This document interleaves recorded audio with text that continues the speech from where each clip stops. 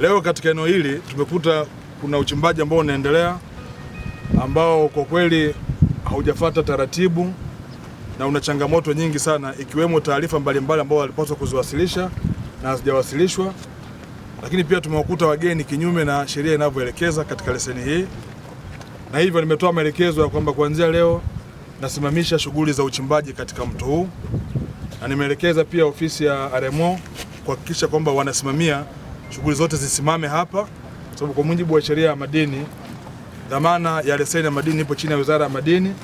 Lakini pia kama ulivyoomba Mheshimiwa Mbunge, nitawasiliana na Mheshimiwa Waziri wa masuala ya mazingira ili tutengeneze kauli moja ya serikali katika eneo hili, na hasa kupitia wenzetu wa NEMC, kwa sababu tumeona maji ya mto yamechepushwa, na niliwaomba wanipatie ridhaa ya kuwasilishia kwangu mpango wa usimamizi wa mazingira ambao haupo. Lakini pia kibali cha NEMC msimamizi amesema hana, labda kipo sehemu nyingine, lakini hapa hana. Kwa hayo yote yamepelekea kuamini kwamba shughuli ambazo zinafanyika hapa hazifuati utaratibu, na hivyo nimesimamisha rasmi shughuli ya uchimbaji katika mto Mtisi. Kanuni ya msaada wa kiufundi imetafsiri neno msaada wa kiufundi kuwa ni uchimbaji au uchakataji wa kutumia mitambo ambayo katika hali ya kawaida mchimbaji mdogo asingeweza kupata kwa urahisi.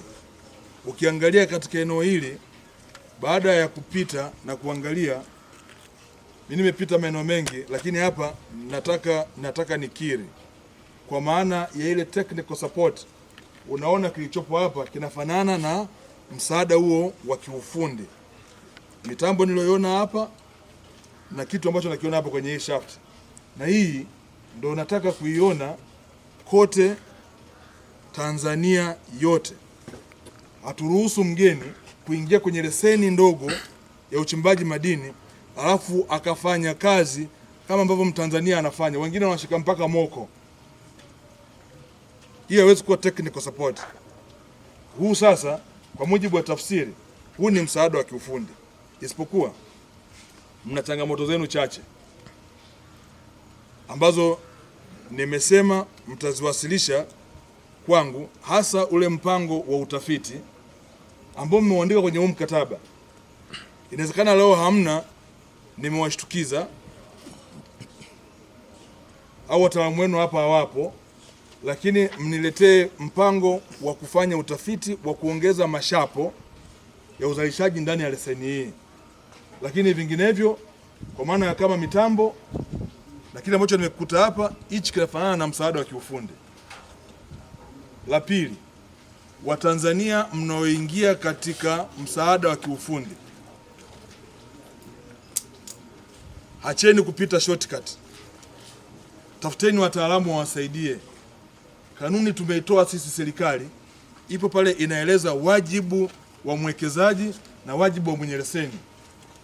Ninyi mnaona gharama kubwa sana kumtafuta wakili au mwanasheria wote awasaidie katika kuandika huo mkataba. Mnaona gharama kubwa sana, lakini matokeo yake ndo haya. Naongea na Bakari hapa, hajui haki zake za kwenye mkataba. Bakari huyu mwenye leseni hajui haki zake za kwenye mkataba, wala hata hajui mwekezaji anatakiwa afanye nini. Mimi ndo namfumbua macho hapa kwamba kwa mujibu wa mkataba huu wa kiufundi uliosainiwa, mwekezaji anapaswa kuongeza maeneo mengine ya kufanya utafiti ambayo atatuletea tu plani yake ya namna ya kufanya,